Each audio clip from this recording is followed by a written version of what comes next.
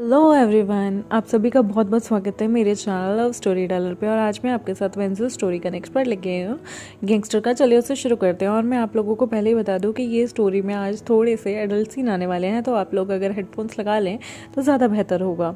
तो चलिए आज के पार्ट को हम शुरू करते हैं। जो आपने देखा था कि सोनागली ने यानी कि लुओ फूमेंग ने अपने अपने बच्चों के सामने अपनी अपनी हकीकत जता दी थी, और जो हमारा स्कॉर्पियो किंग यानी कि लुओ वांग था उसने अपनी मदर को एक्सेप्ट कर लिया था। और यहाँ पर जो वैन यांग था यानी कि जो सोनागली का दूसरा बच्चा होता है, उसने भी अपने नाम को वैन की जगह अब अपने जो मदर के पैटर्नल सरनेम होता है लुओ, उसे अपना लिया था और उसने अपना नाम लुओ यांग कर लिया था। ऑन पेपर्स उसका नाम अक्सर लुओ यांग ही था, लेकिन पब्लिकली वो अपना नाम वेन यांग बताया करता था। लेकिन अब उसने अपनी मदर की आइडेंटिटी को ज़्यादा हाइड ना रखते हुए उसे एक्सेप्ट कर लिया था। और यहाँ पर स्कॉर्पियो किंग ने भी अपनी मदर की आइडेंटिटी को एक्सेप्ट कर लिया था।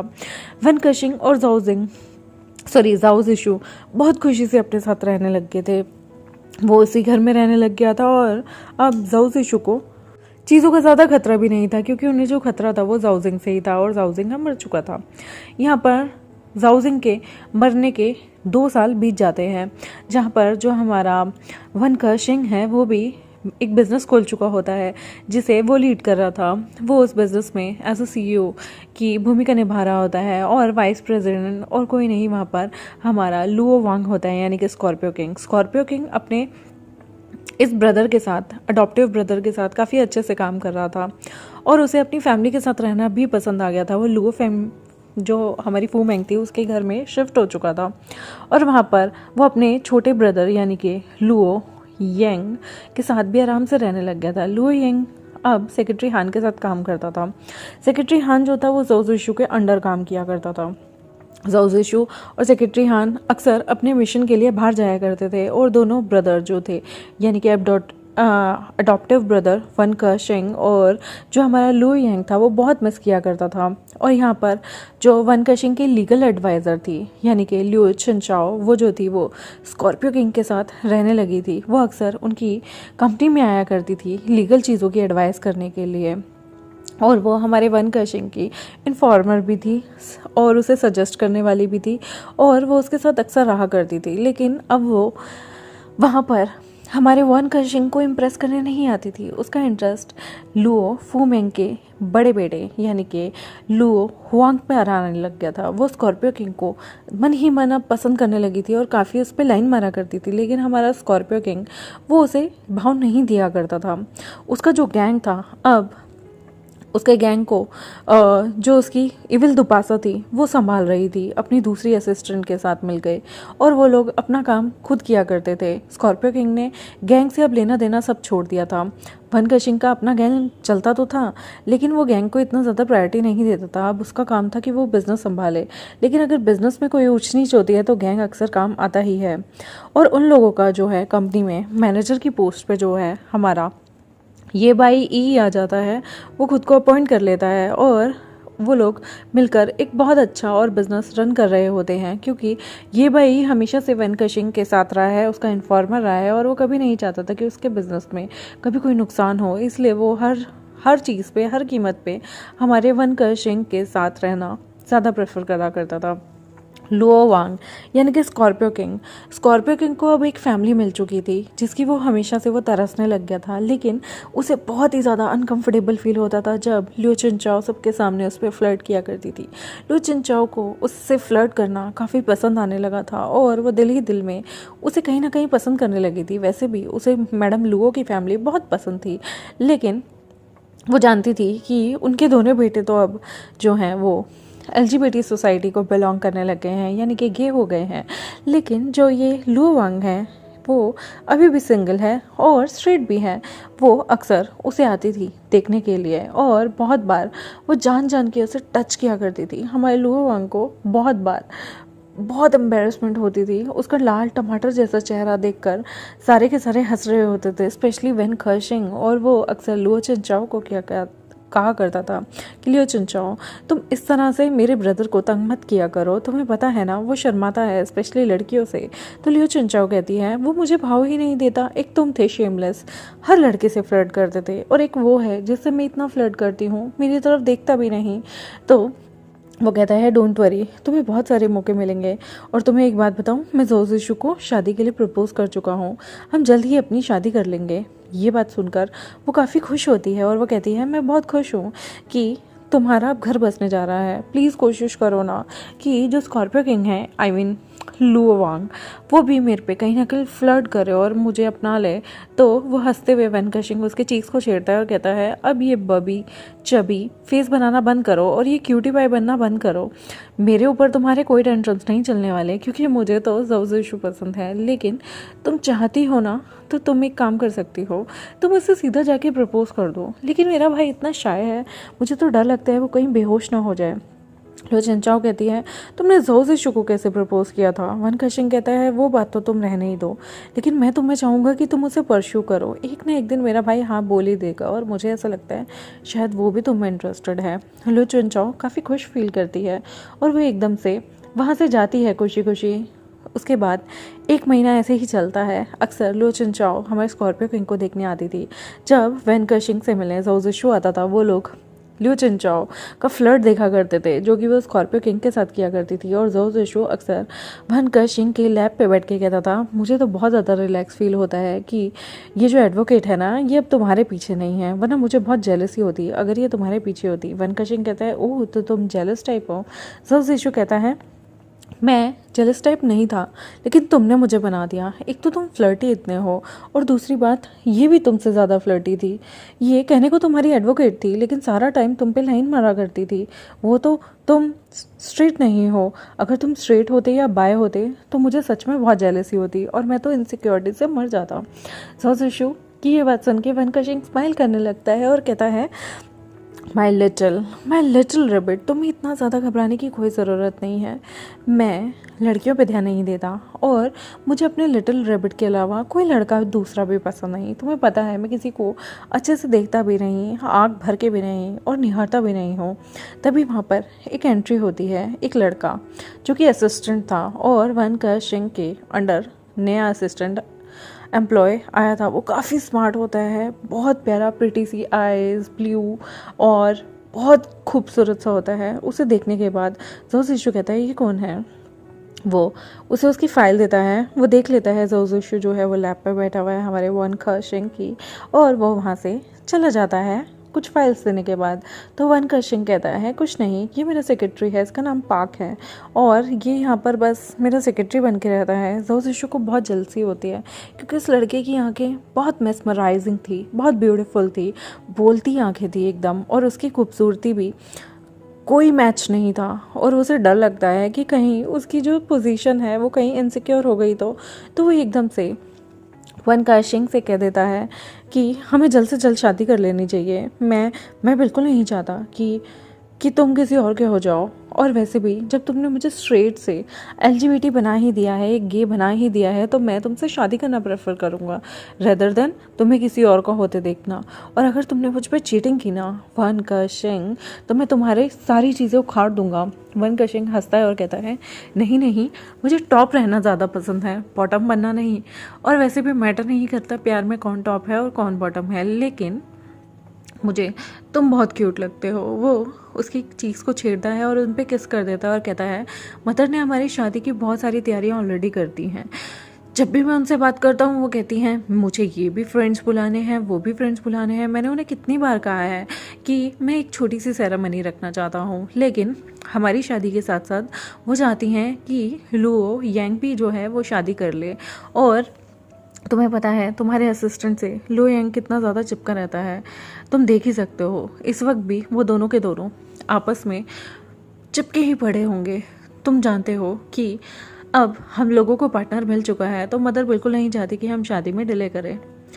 ज़ोउ ज़िशु कहता है हाँ बात तो तुम्हारी सही है, मैं भी चाहता था कि हम छोटी सी सेरेमनी करें, लेकिन अगर तुम्हारी मॉम चाहती हैं, यानी कि वैन कशिंग उसे करेक्ट करता है हमारी मॉम, तो वो कहता है हाँ मतलब हमारी मॉम चाहती हैं तो मेरे को कोई प्रॉब्लम नहीं, क्योंकि जिसमें बड़ों की खुशी उसमें हमारी खुशी।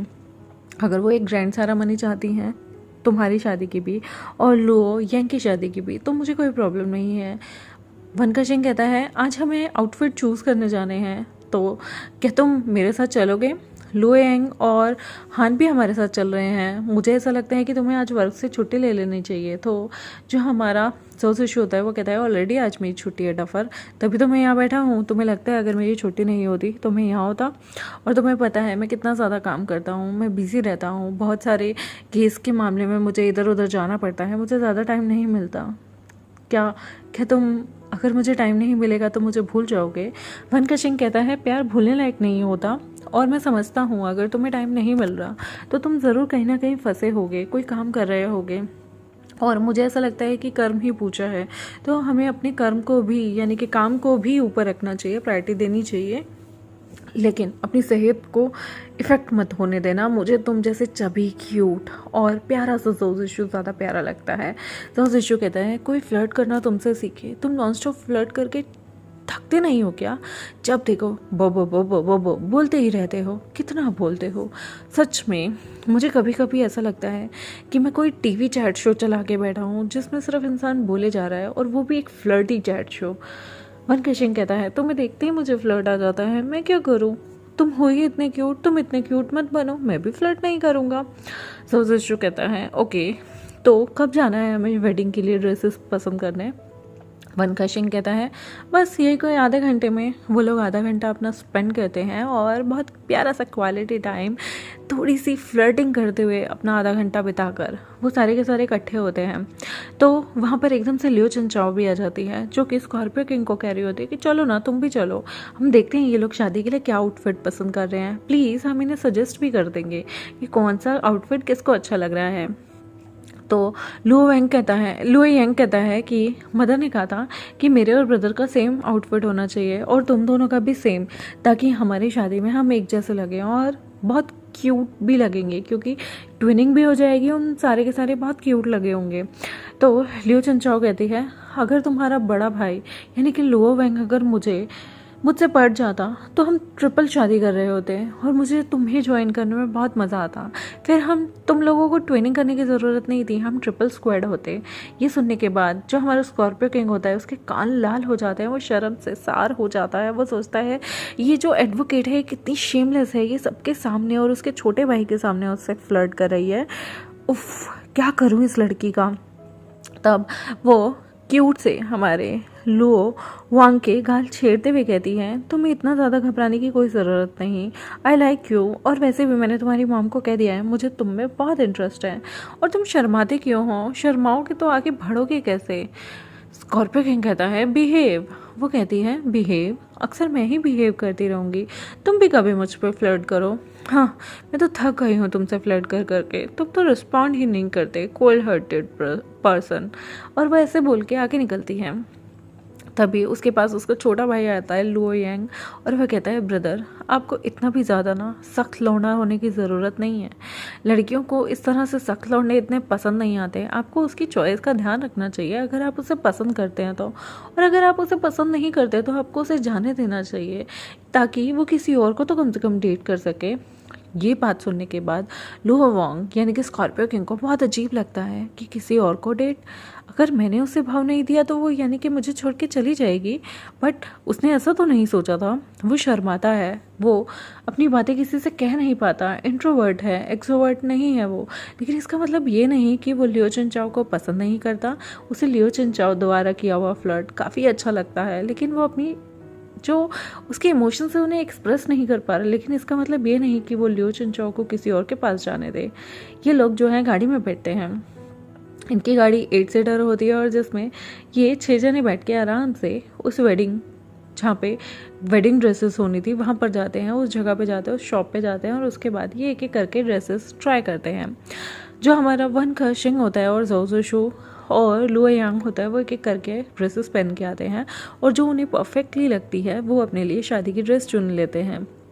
यहाँ पर जो बंदा उन्हें ड्रेसेस दिखा रहा था वो एक बाइसेक्सुअल होता है, तो वो जो था वो वन कर्शिंग को बार बार पकड़ पकड़ के कह रहा था, आप बहुत क्यूट लग रहे हैं, आप बहुत हैंडसम है। वो बार बार उसके चेस्ट पे भी हाथ लगा रहा होता है। ये देखने के बाद तो जो जिशु होता है उसे गुस्सा आता है और वो कहता है, ये मेरा होने वाला हस्बैंड है, अपना हाथ दूर करो और तुम्हें इसे टच करने की कोई ज़रूरत नहीं है, ये मेरा हस्बैंड है। और वो फटाफट वन कर्शिंग को बाहों से खींच के अपनी तरफ कर लेता है। वन कर्शिंग कहता है, ओ माई पॉजिटिव हस्बैंड, तुम कितने अच्छे लगते हो जब तुम पॉजिटिव हो जाते हो और जब तुम हक से ये बोलते हो कि मैं तुम्हारा हस्बैंड हूँ होने वाला, मुझे बहुत अच्छा लगता है। हस्बैंड हस्बैंड हस्बैंड, ये वर्ड तुम्हारे मुंह से सुन के मुझे इतना अच्छा लगता है ना, सच में मैं बता नहीं सकता। माई क्यूटी पाए। जो जिशु कहता है, शर्म आनी चाहिए तुम्हें, तुम उसे अपने आप को टच करने कैसे दे सकते हो, तुम भी शेमलेस हो।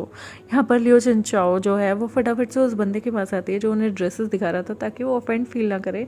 तो वो उससे फ्लर्ट करने लगती है, उससे चीज़ें पूछने लगती हैं और ये देख के हमारे स्कॉर्पियो किंग को जेलसी हो रही थी। और यहाँ लियो चिनचाओ जो है वो थक चुकी थी स्कॉर्पियो किंग के पीछे भाग भाग के। तो वो सोचती है कि उन्हें इसे थोड़ा जलाया जाए, जरा टेस्ट तो किए जाए इसके पेशेंट लेवल कि क्या ये मुझे पसंद भी करता है या फिर ऐसे ही है। क्योंकि अगर ऐसे ही है तो उसे अपना टाइम इस जगता रहा किसी पे फ्लर्ट करके वेस्ट नहीं करना चाहिए। क्या पता, हो सकता है ये अपने भाई की तरह स्ट्रेट ना हो, इसलिए वो जो है वो फ्लर्ट करने लगती है। लेकिन ये देखने के बाद स्कॉर्पियो किंग को बहुत गुस्सा आता है और स्कॉर्पियो किंग लियो चिनचाओ को पास जाता है, उसे अपनी तरफ खींचता है और कहता है, चुपचाप यहाँ आके बैठ जाओ, स्ट्रेंजर से बात करना अच्छा नहीं होता और तुम एक लड़की हो, तुम्हें इस तरह से स्ट्रेंजर से फ्लर्ट बिल्कुल नहीं करना चाहिए। क्या पता किसके इरादे क्या हो। लियो चिनचाओ कहती है, क्या तुम्हें बुरा लगा या फिर तुम्हें जेलसी हुई। स्कॉर्पियो किंग का मुंह फिर से लाल हो जाता है और ये देखते हुए हान जो है वो हंसने लगता है, स्माइल करता है और लुओ यांग कहता है, लगता है ब्रदर को तुम पसंद आ गई हो, वरना ब्रदर को फर्क नहीं पड़ता तुम किससे बात कर रही थी। ब्रदर कम ऑन, आप अपनी फीलिंग्स को पहचानिए और इससे पहले बहुत ज़्यादा देर हो जाए। वन कर्शिंग भी उन्हें देख के जो जिशु से नज़र हटाता है और हंसता है और कहता है, हाँ ब्रदर लुओ वांग, तुम्हें देखना चाहिए। वैसे भी जो जिशु भी पहले बहुत नखरे करता था, तुम्हारी तरह मुझे बहुत अवॉइड किया करता था, लेकिन अक्सर इसे भी मेरी चीज़ों का रियलाइजेशन हो भी गया और मैं नहीं चाहता कि तुम जो है वो लियो चिनचाओ जैसी इतनी नॉटी प्यारी क्यूट सी लड़की को खो दो। क्योंकि लियो चिनचाओ चाहे कैसी भी हो, कितना भी फ्लर्ट करती हो, लेकिन दिल की बहुत अच्छी है और मदर को ऐसी बहू से ज़्यादा अच्छी कोई नहीं मिलेगी। ये बात सुनकर जो हमारा स्कॉर्पियो किंग था वो उन लोगों के सामने शाय फील कर रहा था, क्योंकि उसने कभी नहीं सोचा था कि वो अपने ब्रदर्स के सामने इस तरह से किसी से फ्लर्ट कर सकता है। वो लियो चिनचाओ को भी देखता है लेकिन वो एकदम से वहाँ से उठ के भाग जाता है। लियो चिनचाओ कहती है, उफ तुम्हारा ब्रदर कितना ज़्यादा भाव खाता है, हाँ मैं तो थक गई हूँ। तभी वहाँ पर वन कर्शिंग जो है वो कहता है कि हम लोगों को ड्रेसेस पसंद आ गई है तो चलो कहीं बाहर चलते हैं, खाने पीने और मस्ती करते हैं। फिर वो लोग जो हैं वहाँ से ड्रेसेस पसंद करने के बाद मूवी चले जाते हैं।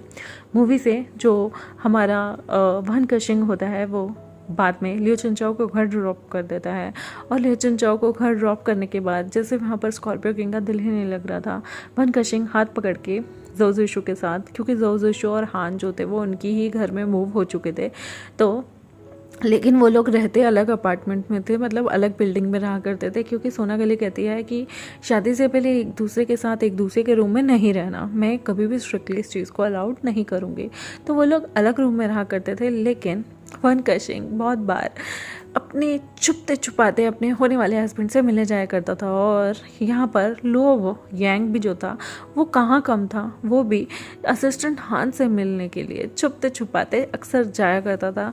और कितनी बार वन कर्शिंग और लुओ यांग जो है वो आपस में टकराया जाया करते थे जब वो एक दूसरे से मिलने जाते थे और फिर वो एक दूसरे पर नज़र रखते थे और वो एक दूसरे को प्रॉमिस करते थे कि घर पर कोई भी एक दूसरे की पोल नहीं खोलेगा, वरना मदर एक को पनिश करेंगे तो मैं भी सब बता दूंगा। और वो लोग छुप छुप के मिलने जाते थे, लेकिन कुछ भी अभी उनके बीच में इंटीमेसी जैसा नहीं होता है, क्योंकि जो जिशु कह देता है कि जो भी होगा शादी के बाद, और हान भी इस चीज़ पे कहीं ना कहीं टिक जाता है कि अब जो भी होगा वो शादी के बाद होगा। और वो सारे के सारे काफ़ी इन्जॉय कर रहे होते हैं। और फिर दिन आता है उनकी वेडिंग का, जी हाँ उनकी वेडिंग का, जहाँ पर ये दोनों भाई जो हैं वो एक दूसरे को तैयार कर रहे थे। और वो ऑफिसर और असिस्टेंट यानी कि ज़ोउ ज़िशु और हान एक जगह तैयार हो रहे थे। और लिऊ चिनचाओ कहती है शादी में कितनी ज़्यादा लोग तैयार होते हैं, मेरा तो मन करता है मैं अपनी शादी मिनी स्कर्ट पहन के करूँ। तो ज़ोउ ज़िशु कहता है किसने रोका है तुम्हें, लेकिन उससे पहले वन कशिंग का ब्रदर हाथों भर दे लुओ वांग जो है वो अपने ब्रदर्स को देख रहा था जो अपनी शादी के लिए कितने एक्साइटेड थे, और उससे भी ज़्यादा वो लोग एक्साइटेड थे अपनी वेडिंग नाइट को लेके।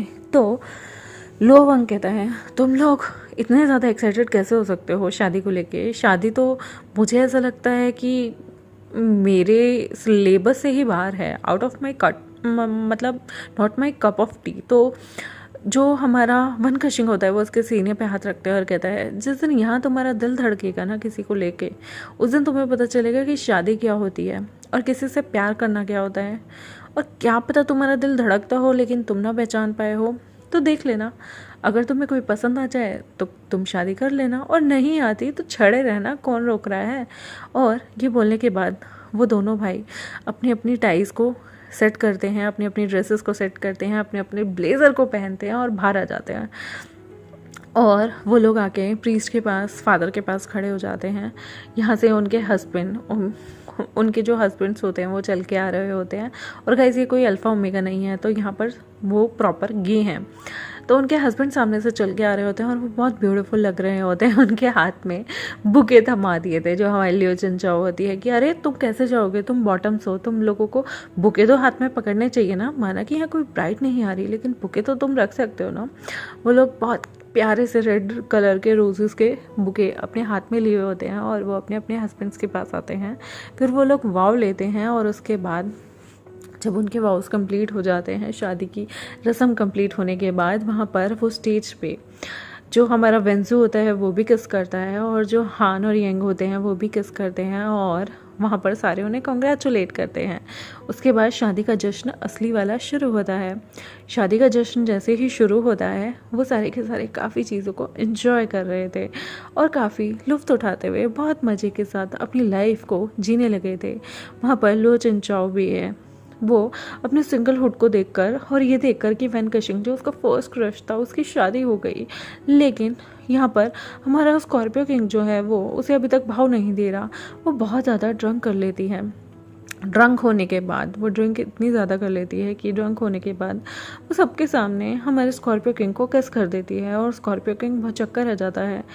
और वो बार बार कभी इस पे गिर रही थी, कभी इस पे गिर रही थी और बहुत ज़्यादा ड्रंक होने की वजह से वो जो है वो अपना आपा खोल रही थी। लेकिन स्कॉर्पियो किंग को बिल्कुल अच्छा नहीं लग रहा था कि उसकी कोई ड्रंकन स्टेट का फ़ायदा उठा ले, तो वो लियो चिनचाओ को अपनी बाहों में भरता है और उसके रूम के पास आ जाता है।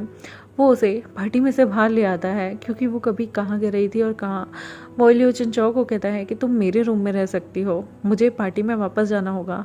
जैसे ही वो जाने लगता है उस रूम से, लेकिन तभी लियो चिनचाओ फटाफट से जाकर गेट को लॉक कर देती है और उसे टाई से अपनी तरफ खींचते हुए उसे एक बहुत गहरी सी स्मूच करने लगती है। और यहाँ पर स्कॉर्पियो किंग भी मेल्ट हो जाता है क्योंकि पहली बार किसी लड़की के इतने ज़्यादा करीब वो आया था।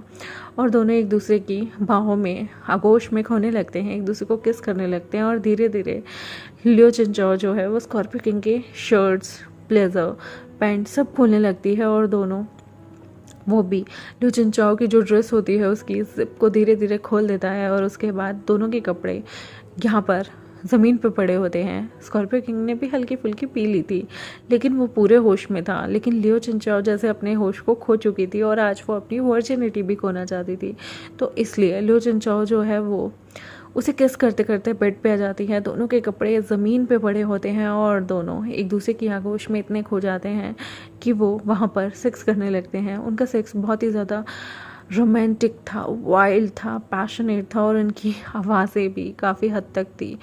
स्कॉर्पियो किंग उस दिन पहली बार अपनी इंटीमेसी को फील करता है और लियो चिनचाओ के साथ उसकी क्या फीलिंग है और लियो चिनचाओ को कैसे पसंद करने लगा है उसे रियलाइज़ होने लगा था।